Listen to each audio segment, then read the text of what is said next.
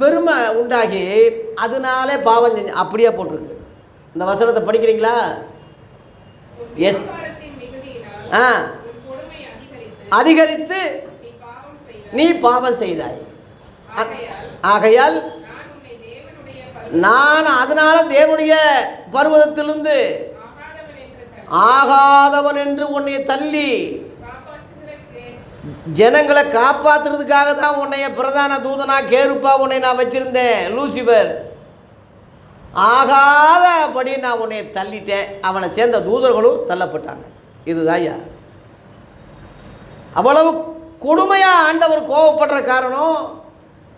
இன்னைக்குள்ள ஆளுக மாதிரி பாலியல் செஞ்சான், அந்த மாதிரி கிண்டல் செஞ்சான், அந்த பொம்பளையை கெடுத்தான், இந்த பணத்தை, அந்த குற்றச்சாட்டுலாம் கிடையாது. அப்படி பார்க்க போனால் இவங்களை விட அவன் எவ்வளோ நல்லவன், எவ்வளோ யோக்கியன், எவ்வளோ அறிவாளி,